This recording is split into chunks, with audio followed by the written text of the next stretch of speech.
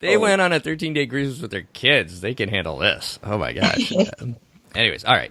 Well, hello and welcome once again to the DCL podcast, where we're inviting you to sit back, relax, and we'll be on our way shortly.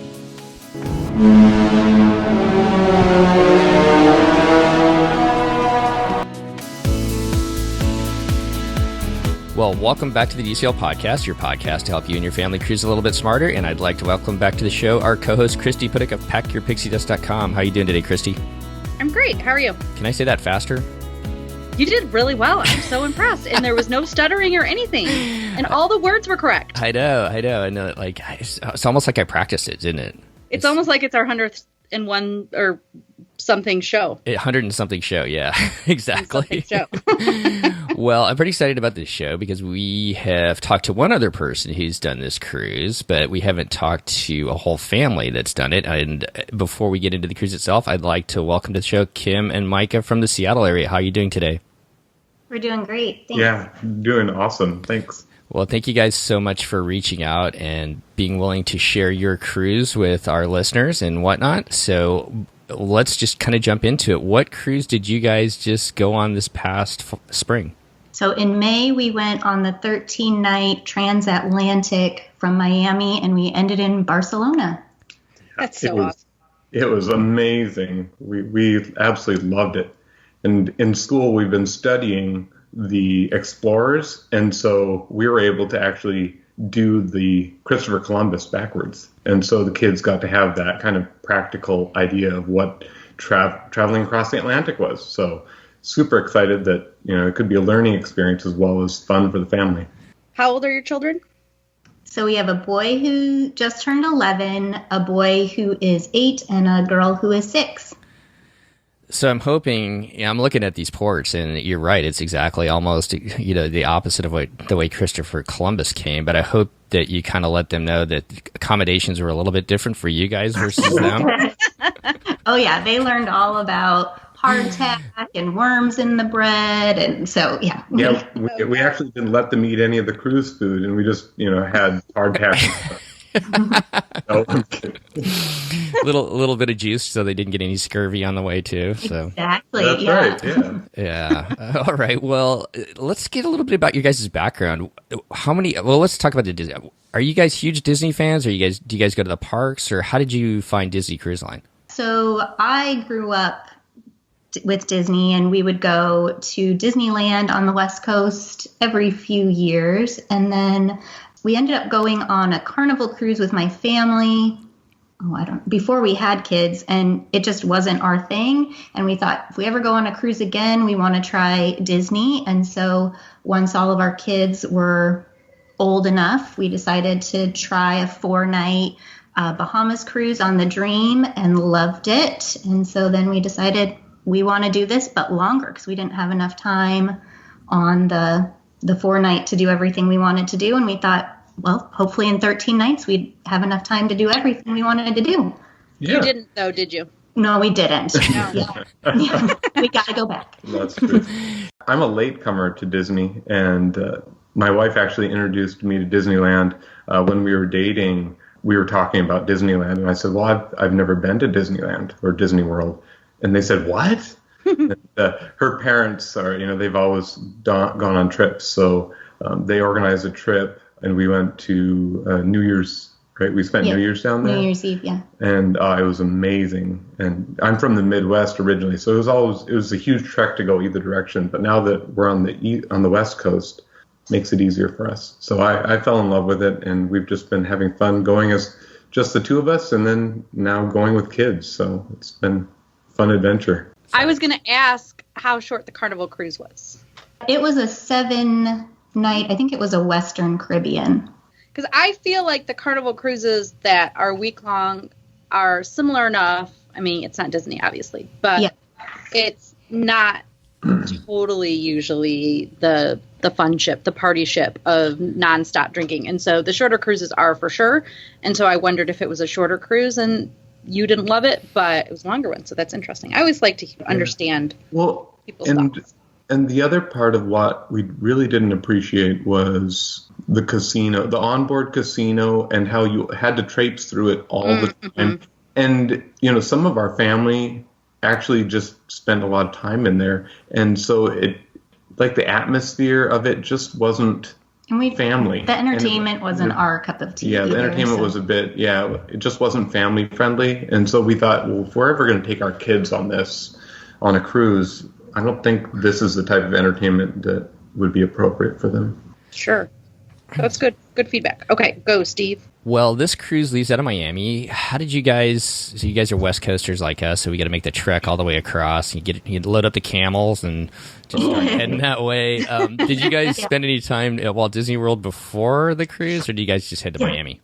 We actually did. So Micah was like, "You're not going to add a trip to Disney World on top of this cruise, are you?" And I was like, "Oh no!" I looked at it. It's 3 hours away. We don't need to add that on. But then we ended up going to a charity auction, and what were they auctioning off? But one-day hopper passes to Disney World. So I thought, hey, we have to bid on these. And so, so we ended up taking a red-eye flight Thursday night and then we spent Friday we stayed at Wilderness Lodge. So we spent Friday there and in Disney Springs. And Saturday we did a marathon day of going to 3 parks. 3 parks in one day. It was amazing. Kim almost wishes she could have done 4, but it was 93 degrees that day, and the kids weren't really up for it. So, but it was a blast. We started in Animal Kingdom because we hadn't seen. Yeah, we hadn't gone to Pandora, so that was fun. Yeah, it was great.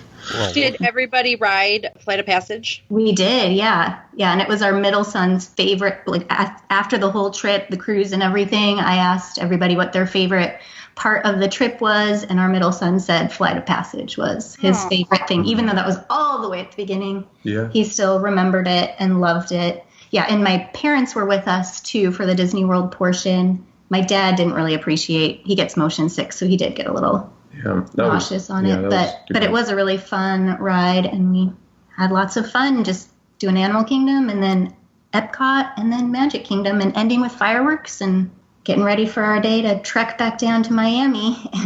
So how did you guys get to Miami from Orlando then? Did you guys rent a car, or how did you guys get down there?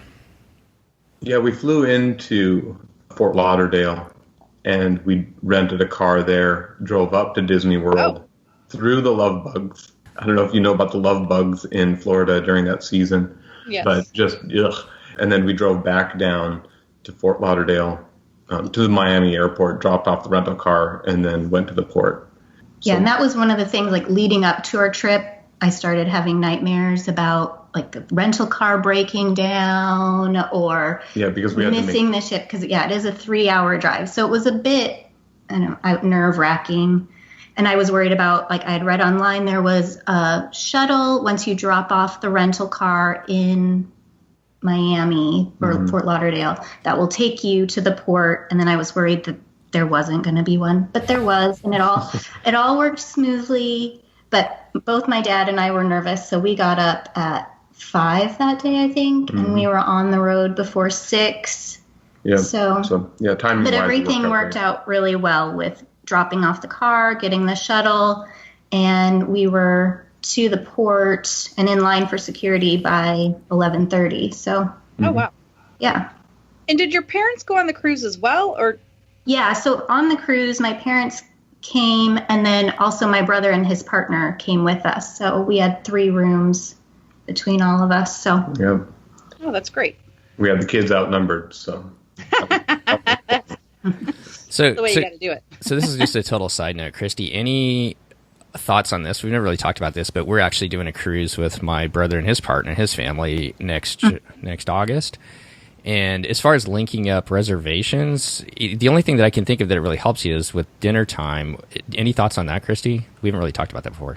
It does help also with making reservations so that you can make the excursion reservations for the people in the other room at the same time. So that's helpful so that you can link up, because if you know that mom and dad and uncles are going on this excursion as well, then you can make all those reservations at one time through one account. Okay, so if somebody's platinum, say, they would be able to book a little earlier for everybody in the other rooms? If they I don't know about that. Okay.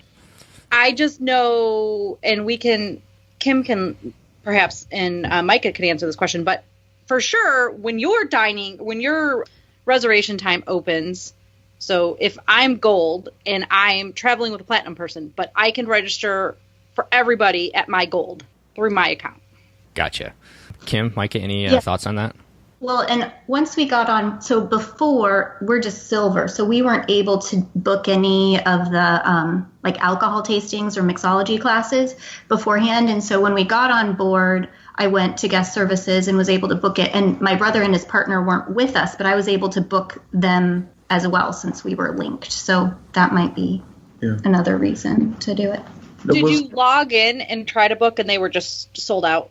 Yeah, exactly. Yeah, they were all gone. And I checked, every once in a while I would check and on our Facebook group, people would say, okay, I'm going to be canceling this if anyone wants to get it. And so I would try to go on and get it, but it was always gone. But when I went to guest services and asked, they said, oh, there's lots of them.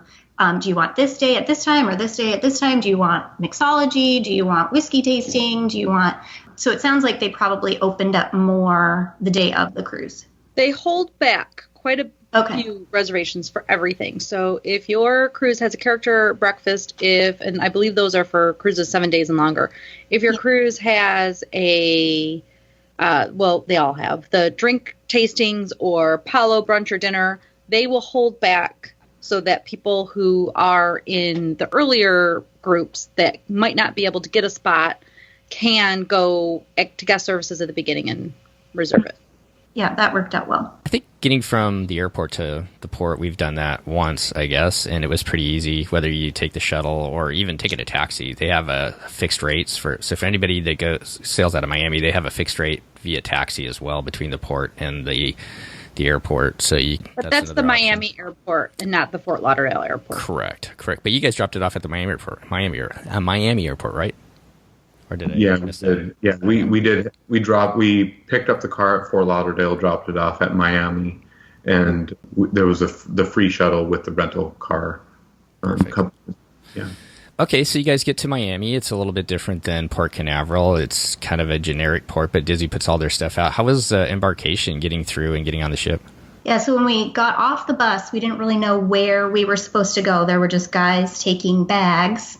We actually met another couple on the shuttle, and we were talking to them, and they went left and we went right, and and then we ended up finding it. It was because they didn't really have signs or markings, so we just found a door and went in, and then there were the Disney Cruise Line signs and security. We actually had to wait for them, I think, to open up. Right. Yeah, they had actually security closed down when we first arrived, so. Oh.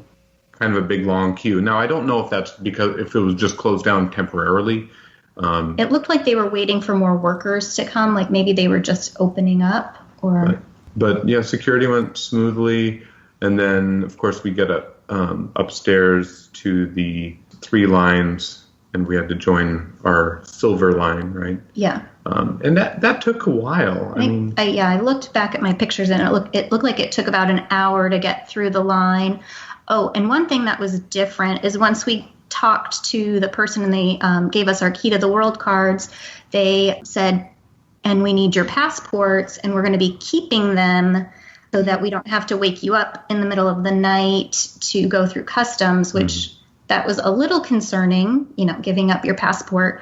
And I even saw a guy 2 places over. He asked to talk to the manager because he wasn't comfortable giving up his passport. So that was just something that we weren't prepared for. But they did a good job they had a very organized way to keep track of them, and it ended up working just fine. And then we collected them. Yeah, we collected them near the end of the cruise. Before we got to our first port. Right. They gave them, we had to go to Port Adventures, I think, and picked them up. So that's kind of interesting. So you guys, obviously you're leaving the U.S. and then entering the European Union by going into the Azores, which is part of Portugal first. So when you got to the Azores, you guys just got off the ship? You didn't have to go through any customs there then, huh? Right. Yeah, okay. No, we just got off, and there were police officers with dogs, but we didn't have to go through any security or customs. Right. Well, that's kind of nice because, obviously, normally when you enter the European Union or a different country like that, you've got to stand in that customs line. So even though you had to give up your passports, they kind of pre-cleared everybody that way, and then you didn't have to deal with that, and you could just go on your way once you got to the Azores. Right. Yeah. That was nice. And you just have your key to the world card. Yeah, and you didn't even have to take your passport off the ship when we were in port. So they just said take a copy of it and like your license. You just had to have photo ID to show that your key to the world card matched the name on your ID. Mm-hmm. Interesting. I never heard that before. Yeah. One more detail about that people might find interesting is one of our kids. So we had 2 of our kids stay in our room, and then one of our kids stayed with the grandparents. And so when we left the ship, they had to scan the grandparents' key cards first, and then his key card with them every time. Or we had to get special permission, even if we as the parents wanted him to come with us. It's definitely linked to your stateroom and who's in charge of that child. So does that make sense? For security purposes, Disney has the adult that is allowed to take that child off the ship always go first. So their key card has to ring first. As far as splitting children and doing things like that, there is a form that I don't know if you guys filled out prior to going to the ship, but that says to the grandparents, yes, the grandparents can take the child, and then the grandparents, like on the cruise, because they're going into their room. The grandparents also have to sign a form that says, or I think sometimes you can click it on a box on the online check-in, but they have to sign to say that even though these are the parents, they are somebody in another room. So Disney doesn't look at who owns this child, like who are the parents of the child. They only know who's in the child's room.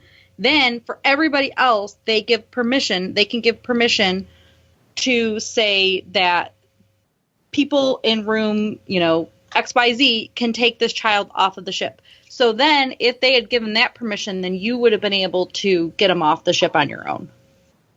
Okay. But the same process. We did that form after the fact while we were on the cruise when we realized the complexity. We did the form while we were on the boat, and that helped out. And interestingly, he can come back onto the ship with anyone. So getting back onto the ship, all he needs is key to the world card, and he can pretty much get on with anyone. It's only leaving the ship that they are extra careful with that. Well, you guys are first sailed on the Dream, a much bigger ship than the Magic, and now you guys are on board the Magic. As you stepped on board, what were your thoughts, and what did your kids think of getting back on board a Disney ship? Well, yeah, so they were excited. It was a little different because in Miami, we ended up entering, I think, on deck 4. Yeah. So we're just, it wasn't quite the big, exciting, opulence of the Dream lobby, but it was still fun. And there weren't very many people around when we got on board shortly after noon, which was really nice to get on a little earlier than we did the last time. But yeah, we were just excited to be there and know it was our home for the next almost 2 weeks, and we were excited. So overall thoughts between the smaller ship and the bigger ship, anything that kind of sticks out in your mind? So at first, I could definitely tell that the Magic was a little bit more worn than the Dream, especially in our stateroom and stuff. Like our air conditioner dripped at first until we got it fixed. And there were just different things. And at first I was like, oh no, I'm not going to like this as much as the other ship. But then we really fell in love with the smallness of it. And we kept running into the same people, and we really got to know it in the 13 nights, and we knew where everything was. And yeah, the smaller ship, I felt really helps with the intimacy of, just you're traveling with people that are all in the same adventure with you, and you actually have conversations with similar people more often than you would on a large ship. We met some great people from Germany, and we just kept on running into them. They actually gave us cupcakes near the end because they were getting them for I don't know. They said free. They kept getting treats in their room every day, and they just couldn't eat them all. And so they saw it at the pool, and they brought us these 8 little mini cupcakes, which our kids cute. Loved. So it was lots of fun. What type of stateroom did you have? So we ended up getting just an inside stateroom. We find we're not in our room very often, so that works for us, and we love the darkness of it. And were you all, did everybody get an inside room? Yeah, so we had 3 stateroom. We stayed deck 6 midship, and we were just all 3 right in a row. And we ended up loving that location because I loved being midship. We didn't feel any rocking at all. And we were just a couple decks away from, we could just go up a couple decks to deck 9 or go down 1 deck to drop our kids off. Yeah, it really felt like everything was really close, easy to get to. And then were 2 of the rooms, did your room with your parents, did it actually connect? No, we didn't have it. Yeah. We so tried. One thing I didn't realize when we booked is that we didn't we had a standard inside stateroom, so we didn't have the split bath, which in hindsight, I wish I would have. We were just like, let's just get the cheapest room. We don't care. We just want to get on the ship. But I missed that split bathroom. And then they weren't connecting either. No connecting at all. Okay, so you guys start off with 6 days at sea. So you can kind of check that square of spending more time on the ship. Let's talk a little bit about let's talk a little bit about the dining first, and some of the things that you guys did during those 6 days, and maybe some of the special activities that they had. But what were your kind of overall thoughts on the dining rotation, and did you guys take the chance to go up and have a dinner at Palo as well? Yeah, so I think the dining is probably my favorite thing, just being a mom, having to cook all the time. Having someone else take that for 13 nights was fantastic. And we really ended up loving our server and our assistant server. Yeah, just doing the different restaurants, and we got to eat at Rapunzel's Royal Table, which was lots of fun.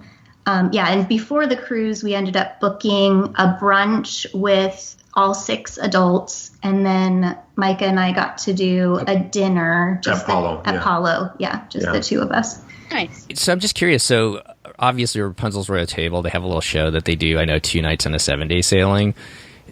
Did they add anything? Well, not that you would know, I guess, since you're for some of the magic. But did they? Did they have the shows right away, and then the rest of the cruise, it was just kind of going to eat there, or did they did they have shows every other night, or did you guys, or it's like with Animator's Palette too? There's kind of the one main show, I'm guessing, or 2 shows that they can run through there that they do. But how did that kind of work, just for people's curiosity? So Rapunzel's and Animators, they just did the 2 shows, and then we had another 1 or 2 times where it was just normal. Yes, in Animators, they just had different things going on the screens, but there was no show that was part of it. Yeah, and Rapunzel. So they spaced it out a bit. Yeah, so the first time we went to each of those restaurants, they did a show. And then the last time that we were in the restaurant, then they did the second show. Oh, Micah has something about Indian food. Yeah, go for it. Well, we had listened to, I think it was one of your podcasts before, and someone had mentioned that because there is an Indian population serving on the ship, working there, that they have some great curry. And that all you have to do is ask your server if you might be interested in some curry for your main dining. And so I love curry, and I thought, hey, this would be a great chance. I chatted with them and said, hey, I would like to try some of your curry. I hear you have some good curry around here. And our server talked to the head server, right? Yeah, and then the head server came over and chatted with us and was like, does everybody want to try the curry? And he's like, oh, I'll prepare it for tomorrow. What we didn't realize was that the next day we went to brunch at Palo. We were going to be ready for a whole bunch of Indian food at dinner time. Yeah, so we're already stuffed from Palo, thinking that we're going to have a little bit lighter dinner coming in. And we have all of our normal food. They take all the orders for our normal dinner. And then after the salad, they bring out the curry in addition to the meal that we had already ordered. Oh, no. Oh my goodness. Okay, well, I got to eat all this. It was a lamb vindaloo, which was exquisite. But I was like, boy, I'm full. I'm full. But it was good, And then we come in the next night, and they bring it again, a different type of curry. And after we had already ordered, and we didn't know that it was coming. Yeah. So definitely definitely want to clarify that you want yes, the curry instead of a main course. Instead of a main course, yeah. And just for tonight, or be clear about your expectations about curry. So yeah, I was after about I think we had it three nights, and then we said, okay, we're good with the curry now. Yeah, but each night it was different. So the first was lamb, and then I think they had a shrimp one, and then a chicken one. Mm-hmm. So yeah. We had that on our spring break cruise, and they did the same thing. And they don't bring you just a little; they bring you a lot, don't they? Yeah. Rice and flatbread. Luckily, the table next to us was kind of eyeing it, so we're like, "Hey, you guys want some of this?" So we ended up sharing it with the table next to us as well. So nice. Yeah, that's great. So you guys have 6 days at sea to start with. What were some of the things, and we can't go through every single day, obviously, but what were some of the things that you guys got to experience? What were the things that stood out that you guys really had fun doing, either individually or as a family? So we did a mixology class, which was lots of fun. We're not big drinkers and don't really know cocktails, but the bartender was really engaging and fun, and we had a good time. Yeah, he was hilarious, and they just educated you on kind of the history of mixed drinks, and then they gave you all these samples to try. It was quite a bit more than we would normally have in one sitting. So, but, yeah. And then my favorite thing was Paige O'Hara, the voice of Belle, was on board with her husband, and so she did 2 different talks where the first one she talked about how she grew up and wanted to be in musical theater and getting on Broadway and her first couple shows.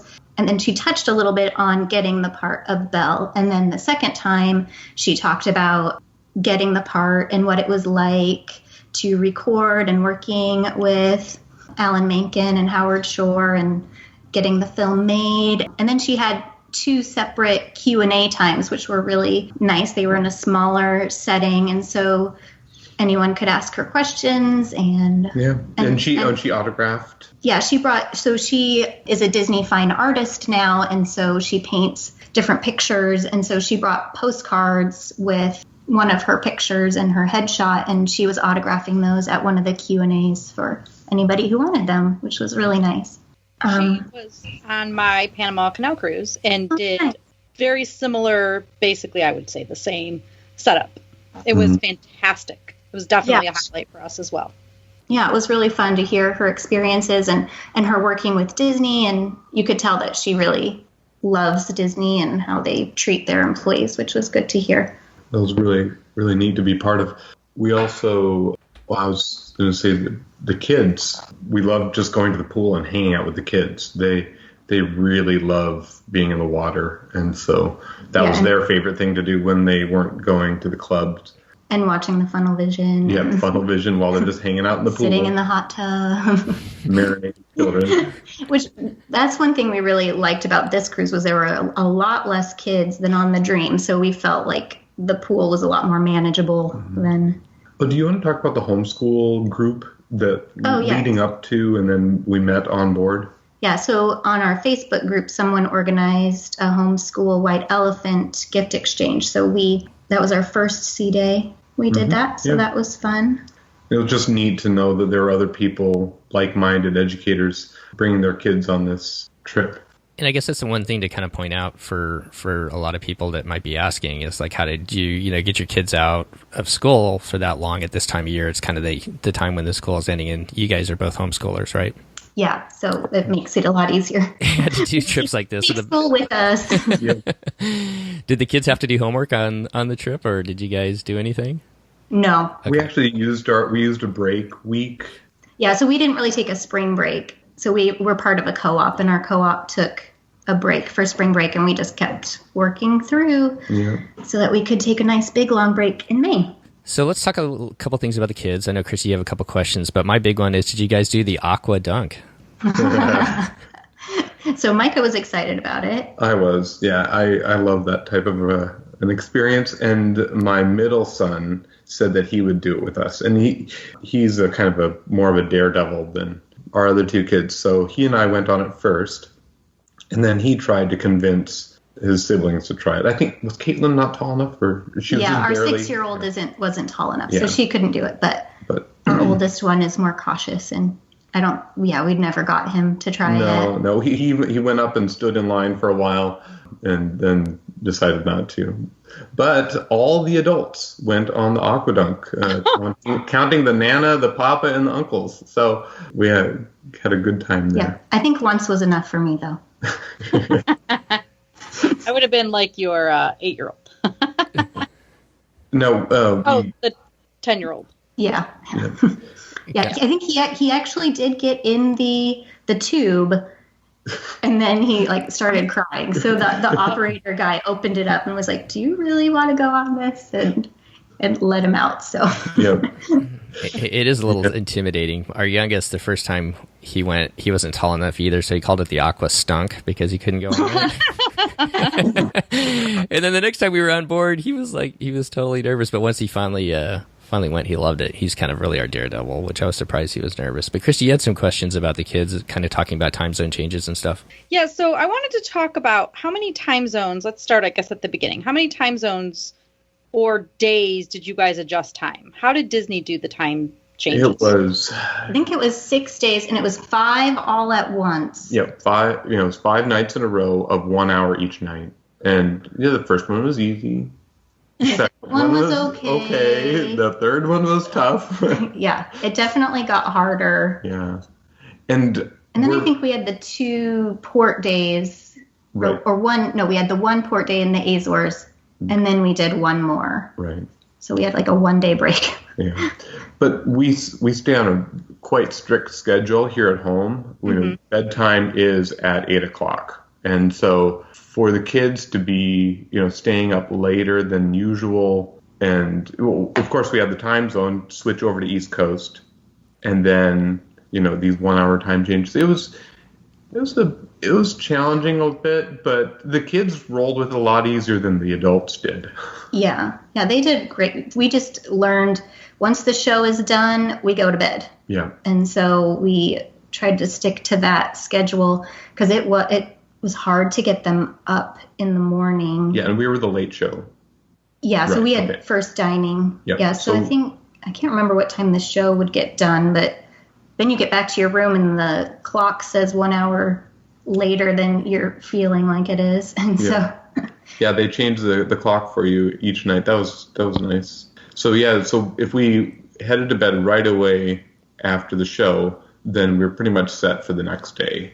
But it was hard to get up. And one thing that we like to do is go to the Anyone Can Cook, and that was at 10:30 every morning. So that was our goal. Okay, we got to get up and get ready and have the kids in the kids club and try to get there by 10:30, which a couple of the days was really hard, and the kids did not want to get up. So we just learned, okay, one of us will get ready, the other one will go up to Cabanas and get some food and bring it down and just try to breakfast in bed. Yeah, they love their Mickey waffles in bed. I mean, who wouldn't? We had room service one day. Yes. And that was the day that we did. Yeah, so one Azores, thing was right? hard was the Azores. For our excursion, we had to meet at 7:45 a.m., which we had never been awake before 8 o'clock, the whole trip, cruise. Right. And so, one thing was nice is they have in the desk drawer, they have the thing you can fill out for continental breakfast to get delivered. And so we did that, and that worked out really well to have that delivered to us so we could try to get out the door and get ready. Yep. Well, so we went to France 2 years ago, and that was 9 hours all at once. And I think that was a lot harder than gradually and slowly doing the 6 hours. And flying back, having the time change, we actually stopped in Miami and then flew the rest of the way to Seattle. And that was much harder, doing the big time change on the way back with the kids. So the slow time change is the way to go. But it did mean we didn't get to do any of the match your mate or those types, the late night type things. No, that we just kind wasn't of missed out on that. So. Yeah, because the time was coming from somewhere. So you're either sleeping in later or How did the kids do with the busy Europe days? Because then you had all those days of sea days of just sort of chilling and doing whatever you wanted. And then you had a bunch of days in a row. Well, you had like a break, right? And then a bunch of days of port days. Mm-hmm.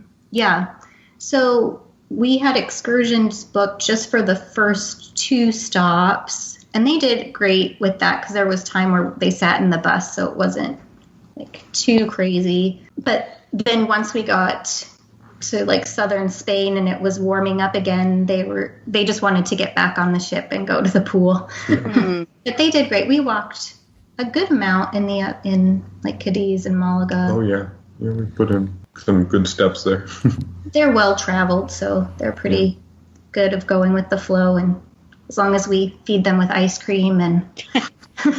Well, before we turn into the actual ports themselves, anything else about the ship as far as maybe the onboard entertainment or anything else that we missed that you guys wanted to talk about?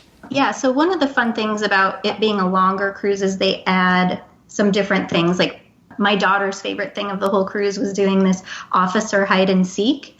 And so there were 13 officers, and the cruise director was one of them, and they all come to the D Lounge and they show themselves to us, and we can take pictures of them, and then they go off, and then they give us 30 minutes to try to find them, but they are in disguises, and they could be anywhere on the ship. And so since there were 7 of us that were doing it, we broke up into 3 groups and tried to find them. And my daughter found Commodore Tom as a jogger on deck 4, and she was quite thrilled with that.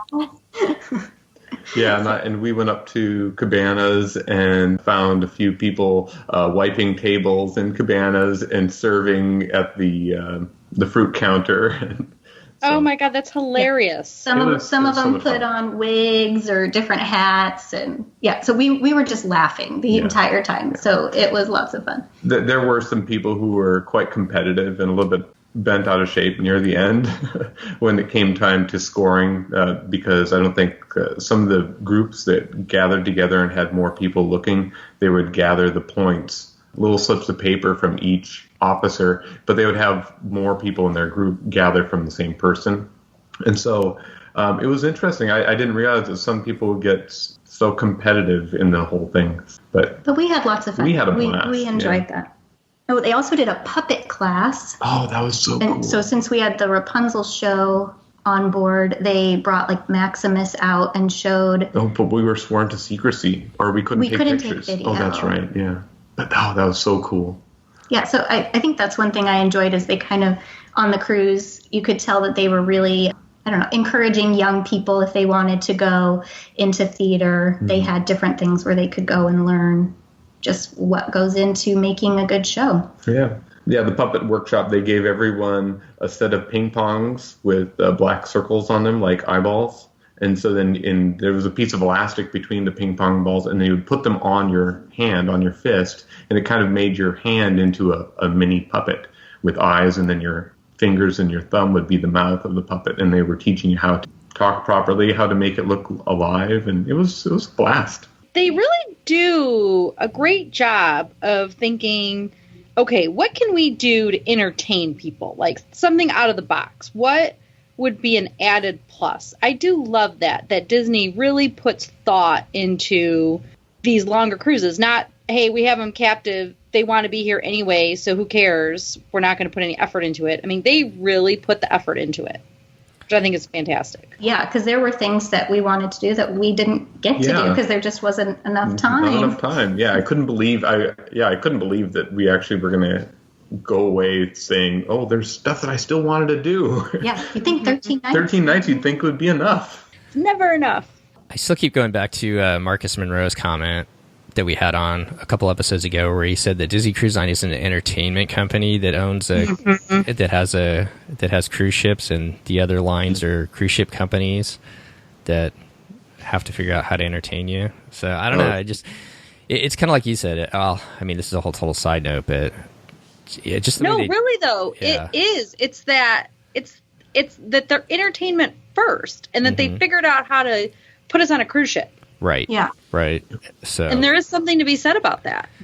Well, that's why we keep going back to Disney, I guess, because we love that atmosphere and love those type of things when you get to experience them. So, well, let's turn to some of the ports. You guys got to go to some pretty interesting ports. Now, you kind of, tagged it at the beginning that it was kind of Christopher Columbus's the back way of coming to discover America. And the first one you start off at is the Azores. I've actually been to the Azores when I was in the military, and this is like one of the most beautiful places I've ever been. So let's just start off with the Azores. What did you guys do there, and what did you guys have planned? So we booked the excursion called Highlights of Riviera Grande, which when you had Brett on, he did that same one last year. Mm-hmm. I think the highlight for that one was we went to a family farm where they raise these Lusitano horses, and we did a wine and cheese tasting. Yeah. And they even brought out kid-friendly tasting stuff. They had sandwiches and strawberries. That was really nice of them, yeah. And like a Jell-O cup for our kids if they didn't want the cheese and bread and crackers. Because the cheeses were, they were good cheeses, quite complex flavors. But yeah, you could tell it was a family, and because it's like a grandma and grandpa who raised the horses, and their sons were demonstrating how the horses. They did the show part of it, and then their grandkids were playing in the yard. So it was really homey for us, which was nice after being, you're on the ship, which is wonderful, but it was nice to have a taste of what it's like to be a family in the Azores, and the horses were beautiful and amazing, and my mom loved it. Yep, that was her favorite. Yeah. So that was a really fun excursion. Did you guys have a hard time finding excursions that fit everybody, or how did you guys kind of do that with such a big group? So for the Azores and then for Lisbon, it was kind of a no-brainer. And then the other ones were a little harder because with our 6-year-old, there were some that they had to be at least 8 to go on. So that it was we did a little bit of splitting up on the later ports where we just planned on walking around with the kiddos, and the other adults did what they wanted to do. Anything else about the Azores before we turn to Lisbon? No, they are beautiful. I would love to live there. That's my type of climate, and just, There's a green to them that I can't describe. Yes, this is what I remember. Just like there's just an amazing green color to it that's like no place else that I've been. I didn't know that was like, it should have been, instead of Pirates of the Caribbean, it should have been Pirates of the Azores, because that was like the spot for pirates. Really? Yeah. So it was, what happened is any boat that went out from Europe on their way either down to Africa or over to the New World would stop by the Azores as the last place to get your citrus, to get, supplies. And then it would be the first stop on the way back with people who were flush with goods from the New World. So it was this, they were very rich. Remember, in Portugal made it where any ship that stopped in the Azores would have to give, I can't remember the percentage, but a certain percentage of their goods that they were carrying back, they had to give to the Azores. Yeah, so they were attacked constantly by pirates, and that's why there's so many walls around people's gardens down near the water, because the pirates would just come in and wreak havoc, I guess. So yeah, that was interesting. Interesting. That's a good little history lesson there. I didn't know that, because I remember the walls and stuff around each one of the kind of individual like farms and houses and stuff like that, but I didn't really realize there was more to it than just kind of separating them. Yeah. So, well, awesome. Well, you guys are you have a day at sea, and then you're back to Lisbon, Portugal, a place that I've always wanted to go to, but I've never been to. I don't know if you've been there, Christy. What did you guys have planned there?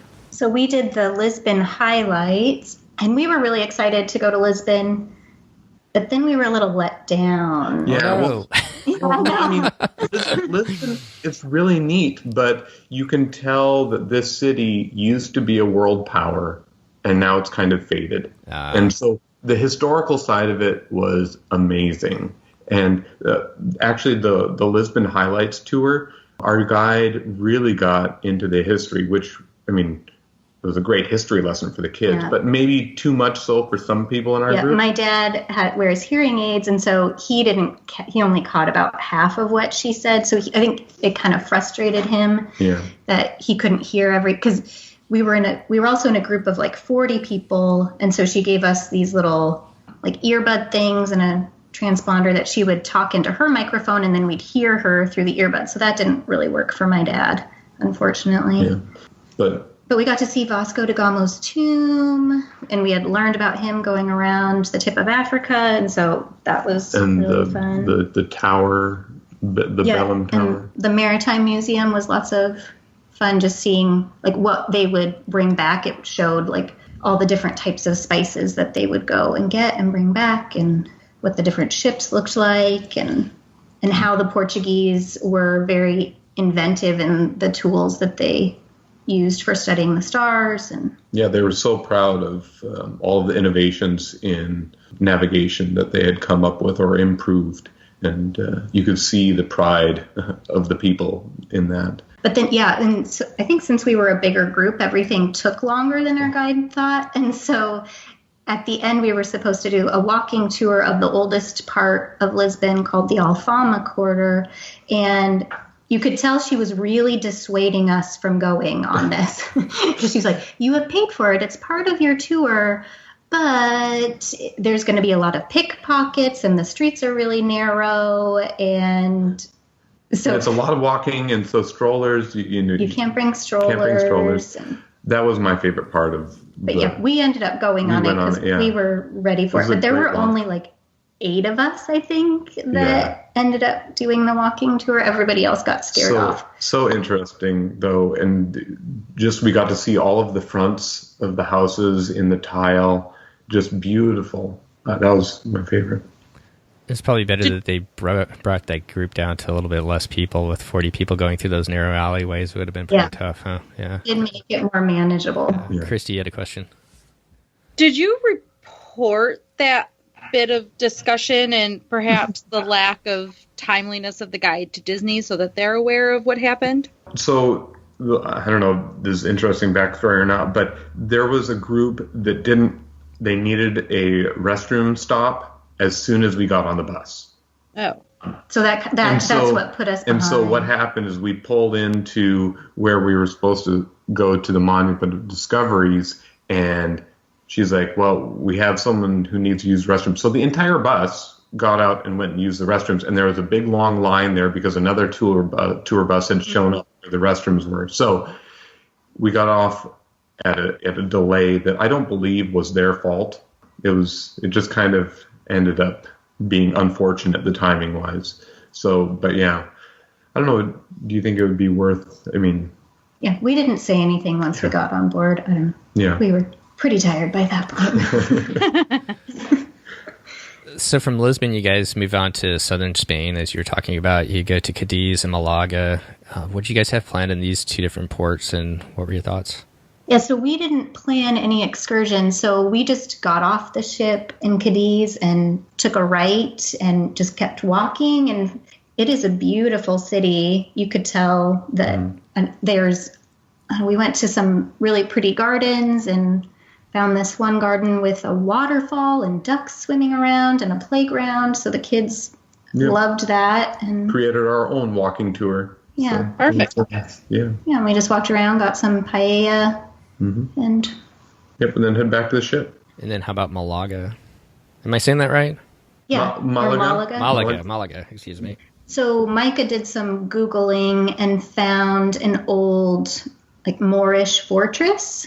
And so we walked. That was a short walk. So again, we walked and found a park and let the kids play. And while Micah was Googling, it was probably only a 5 or 10 minute walk to this. Up to the Moorish fortress. Yeah, so southern Spain used to be ruled by the Moors from northern Africa. So we went to this fortress, and you could see the domed archways and the importance of water, and they had all these little fountains that, because bathing was very important before their prayer time. So, and the kids loved exploring the fortress. It was kind of like a maze, and then there were parts where they could take stairs and go on these really narrow walkways. You never see it here in the U.S. without guardrails or whatever. For the kids, they thought it was really cool.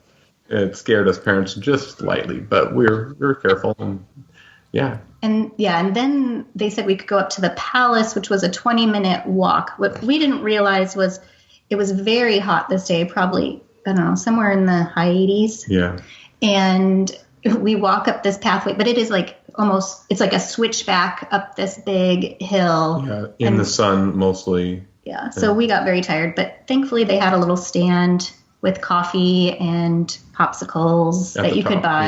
Yeah. And so we got some little treats, and then we went in the palace part. Yeah, and that was, again, more like walkways or I guess that was more the fortress part, where they had like guard towers. And then we actually caught a local bus back down to the ship. Yeah, we thought about walking, but we were really tired. So Micah was like, oh, there's a bus stop. I bet, we could take a air-conditioned bus right back down. So that worked out well. Well, your kids are like the perfect age to kind of be exploring a castle. It must have been pretty fun for them, just all the, their thoughts and imagination kind of running across those little parapets, across those walkways and whatnot that they were able to run and just kind of explore. Yeah, my oldest two were talking about how, they would pick this or that position to defend. And, I'm sure they're imagining themselves running around there with Nerf guns. I think that's kind of cool that you guys did that too. Two of the funnest days. Is that a word? Funnest? I'm probably sure. Yeah, sure. Two of our more memorable days, I guess, on the cruises when we went up to Norway was when we were in Bergen. We just we didn't do a excursion there. We just kind of walked through the town, and then there was a funicular that went up to this hill. And there was a huge park up there that there were some people from the cruise ship up there, but there was a lot of locals up there too. And I remember just the kids playing on the playground up there and having an ice cream and a view of the city down below. It was just kind of a cool day to kind of explore on our own and to do those type of things as well. Yeah, and I think that was one of the nice things about the Facebook group too, is some people had been on the cruise last year, so we were able to ask, like what ports can you walk and see things? And people had said that like our last 3 ports were ones that were pretty walkable. So we felt confident that we didn't need to book any excursions, which was nice. Yeah. And not feel like you're on a schedule where you're just going from one thing to the next, other than making sure you get back and on board the ship before it leaves. Yeah. So. We actually ran into a few of the groups. For example, at the Fortress, there was some big two groups from our cruise ship. And we were like, I'm glad we're not in a group of 40 people. We can be on our own timetable, and it was much less expensive for us to just kind of walk up there on our own. So, yeah. Well, you guys finish off in Cartagena, Spain, and then you're on to Barcelona for the end of the cruise. What did you guys have planned that last day? So that day, we were only in port until like 1:30, I think. Yeah. It was a very short time, but I had tried to book an excursion and it had filled up. And so there's an old Roman amphitheater that the ruins have been uncovered, and there's like a museum. And so that was part of the excursion I wanted to go on. But then when it was booked up, then I just Googled and found, it's a 9-minute walk from the port. So we just did that. It was kind of hard to find. It was a little bit weird. The entrance to it actually isn't physically where the theater is. The entrance is actually a block off, and you actually enter into it's like a underneath a street. Yeah, it's like a storefront, and then you enter under a street into the theater. It's really unique. The entrance is so. Like if you Google, it's one location, but if you go walk to that location, you can't get in anywhere there. You have to go look for the museum. Look for the museum, and then enter through there. So, but wow, what an amazing discovery! I mean, it's late this century. I think in the 90s they were doing some renovations, and they were going to tear down this area of the town, and all of a sudden they discover this Roman theater. And so our kids had fun like jumping down all the stairs, and the acoustics were really good. Afterwards we found a really cute coffee shop and had their special coffee there. And again, another Disney group had showed up, and they were ordering coffee. Yeah, it took us a while, and we ordered crepes for the kids, and it took us a while to get our stuff because there was a group of like 30 people on the other side of the restaurant who were a Disney group.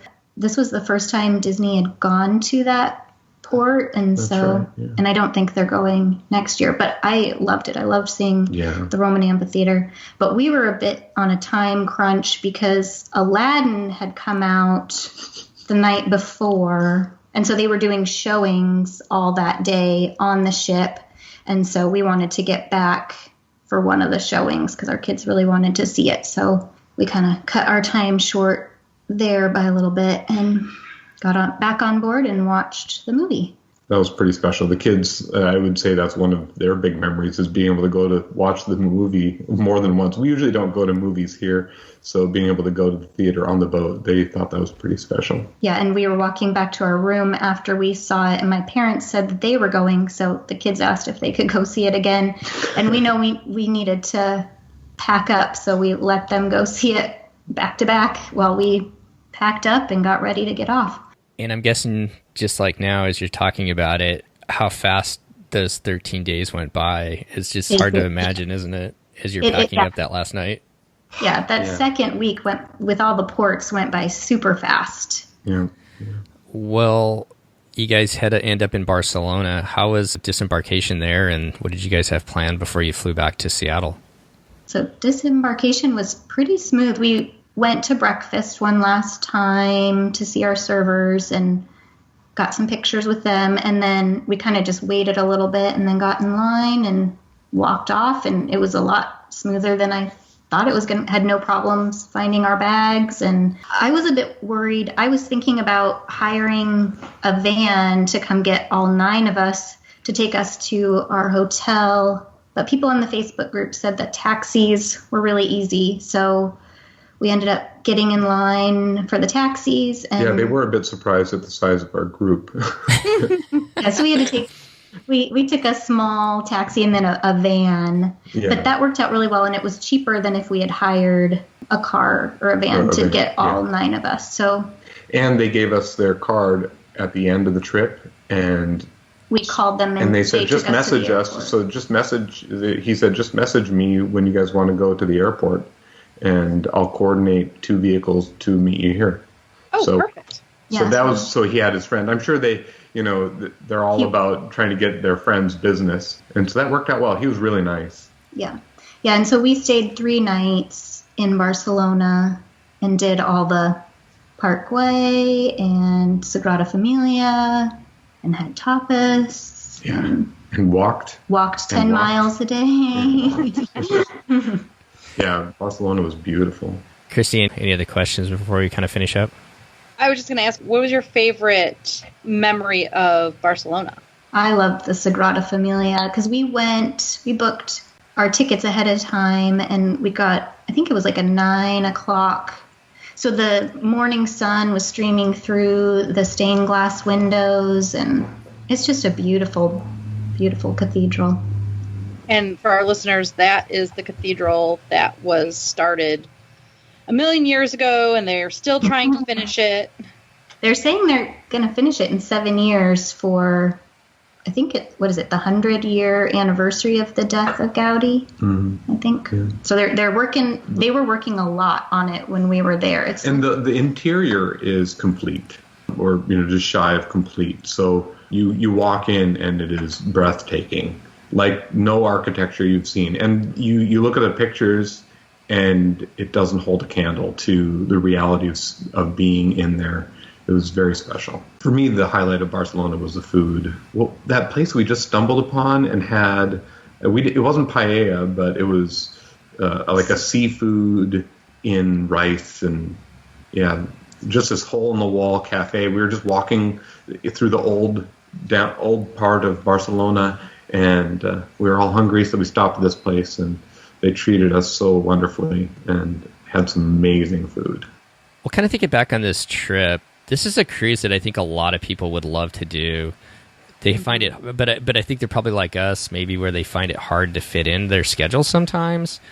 But I know a lot of people would love to do this cruise. What are some of the tips that you would give, or what are some of the things that you guys learned that you would want to share with our listeners as far as traveling with a bigger group or with your family on a cruise kind of this length, and taking your kids to Europe too? Well, so we booked this cruise a year and a half before we took it. So we just kind of decided we want to make this happen, and so let's everybody put it in their calendars. I was a little worried that my brother and his partner wouldn't be able to go just because of their work situations and stuff, but everyone made it happen. I think if it is a priority for you, then find a way to make it happen. It's worth going. I mean, I love going to Europe, and taking the kids. We trained the kids ahead of time with walking. Kim, after lunch each day, as part of our routine, she would take them on long walks. And so they were doing... Yeah, we were doing like 5 miles. 5 miles each day after lunch. And it was, Yeah, I started in January, and we just walked a short way, and then I just keep trying to get them to go further and further. Right. So then by May, we were doing like 5 miles. Right. So that by preparing the kids for a lot of walking, it made the time there more relaxing because we knew the kids could do it. And yeah, there was no complaining. So what a good tip. Since they do the transatlantic only 2 times a year, it is kind of hard if it doesn't. We did talk to one family who was once we got back to Miami and we were in the customs line, she said that they booked it just the month before, and her daughter is in cheer, and so they never know, they can't book a year and a half ahead of time because they never know what her schedule is going to be. But the price for the cruise was still pretty reasonable even the month before it left. And they were Florida residents, so they might have gotten a Florida rate. But so that's another thing too. Like the prices of these cruises, I don't know that they fluctuate too much. So you could always just check if your schedule allows it. Yeah, and sometimes they'll discount at the end, but I feel like the discount is still never as good as if you booked the opening day. But if your schedule doesn't allow, your schedule doesn't allow. So, what do you think the kids' favorite part of the trip was? They loved the kids' club and the pool. Oh, and my daughter, she got to do Bibbidi Bobbidi Boutique, and we signed up to do the princess gathering the same day that she did Bibbidi Bobbidi Boutique. So she keeps talking about it, and next time I want to be this princess, and I want to get dressed. I know we've gone a little bit long. Can you spend just a minute, though? Because I don't know that we've had anybody talk about the princess gathering. Have we, Steve? It's been a long time. Yeah. I think we'd touch on it, but that's not really talk about what it all entails. So we had the photo package, so already we're maximizing our photo opportunities. And so when Bibbidi Bobbidi Boutique, when we scheduled that, Caitlin went and got all pretty, and then we met as a family for the princess gathering. Yeah, and so you did you did the meet and greet with the princess. Oh, yes, yeah, sorry, not the tea party thing. Okay, and that is my own fault for putting that in my head opposite. So there is a princess meet and greet, which is no additional cost, and all the princesses line up, and you bounce from one to one to one, and you get to talk to them for a moment and get your pictures taken and things of that nature, which is fantastic. Then they have the princess tea party, which in my own head, that's what I thought you were referring to, but clearly not, which is $1 million, but apparently lovely. I watched a YouTube video of that and was like, oh my goodness, that's a lot of stuff. And the kids get to pick a bunch of things, and I know boys can go as well, but I legit think it's like $500 a kid or something like that. Oh, it is crazy. Yeah, I think it's like $250 or it's something crazy. Something for the kids, and then the parents still have to pay. So we'll cover that in a show because I think it's important to cover it. But okay, so that's not what you did. Our son wanted to do dress up. Oh, he wanted to do the pirate. He wanted to do the pirate. Like he almost used his allowance to pay for doing the pirate Bibbidi experience for him. Yeah. But he wanted to do it on pirate night. And so that wasn't an opportunity that we got to enjoy. So they didn't offer pirate night? They did. We just didn't get a reservation for it. I don't know. Just timing was... timing didn't work out. So. And I think once he slept on it, then he was like, I don't know. It's a good way to do it, too. If they have to use their own money, then they'll sometimes double think these things. Yeah. Exactly. Well, as we kind of finish up here, Kim and Micah, what's next for your family? What did you guys end up booking another cruise while you're on board, or what are your guys' thoughts moving forward then? Yeah, So on board, we booked a placeholder, so tip for that, I would look on the app every once in a while, and I don't know, just timing for us, we were so busy, we didn't really have time. And so one night at dinner, I was like, well, I'm just going to put my name in the queue. And once I was done with dessert, I got a notification that they were ready for me. Mm-hmm. And I went up there and we my parents came with, and so each of us booked a placeholder. And then once we were done, there were 8 people in the queue. Yeah, after so that. do you think it was right after dinner that made the difference, or why do you think? Because they open up at a certain time. Okay. Yeah. I can't remember. Might be 7 But yeah, you can use your something. app to get in line, which is helpful. And if you do it when you're at dinner, then there's probably nobody else in the queue.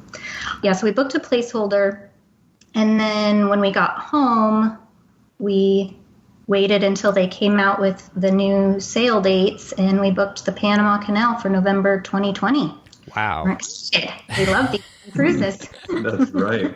And so exciting. Right now, tentatively, we also have my parents booked to go along with us. So it'll be both sets of grandparents and us and the kids. And so super excited. If all that works out, it's going to be a great time. They've never been on a they've never been on a cruise, period. Yeah. Wow. Yeah. And their first one's going to be this awesome cruise to the Panama Canal. They saw our pictures. So we use Google Photos, and with getting the USB of all the photos on board, we added those to our Google Photos, and we shared the album with them, and they saw it, and they were just blown away by all of our pictures, and they decided they wanted to join us. So we're really excited about that. Well, just an amazing cruise to follow up. Yeah, go big or go home, I guess, huh? Just go straight for that Panama Canal cruise for your parents there, Micah. Well, I really want to thank both of you guys for coming on and sharing your family's experience and all the kind of tips and knowledge that you've been able to pass on to our listeners about sailing on board an eastbound transatlantic cruise. I would love to do this someday. I think, Christy, is that on your book too? Oh, for sure. Yeah. I think this is a cruise that a lot of people would love to do. And when you guys get back from your Panama Canal cruise, we'd love to have you come back and kind of hear about everything that happened there. And I'm trying to think of what explorers went through that region that you can start preparing your kids ahead of time. I know just the Panama Canal story itself is just an amazing history. So that'll be a fun thing to look at with them before you guys go through it. Yeah, we're really looking forward to it. Thanks so much for having us on. Definitely. We look forward to hearing from you guys when you guys get back. And once again, thanks for coming on, and we will hopefully talk to you soon. Thank you. Thanks. Well, that's going to wrap up our show today. Once again, I'd really like to thank Kim and Micah for coming on and sharing their family's experiences as they sailed aboard the beautiful Disney Magic across the transatlantic this past spring. And if you would like to help support our show, you can do so at Patreon. You can go over to patreon.com/DCL podcast and find all the information there. And you can get a hold of Christy and I. You can get a hold of Steve at DCLpodcast.com and Christy at PackYourPixieDust.com. Of course, you can always find us over at Facebook at DCL Podcast. And you can find me, Steve, on Twitter at DCL Podcast, and Christy at PackYRPixieDust on Twitter as well. Well, as we head into the fall season, if you guys have your next vacations planned, all of us here at the DCL Podcast would like to wish you fair winds and safe travels as you head out on those next adventures. Once again, thanks for coming back and taking a listen, and we'll see you next time on the DCL Podcast.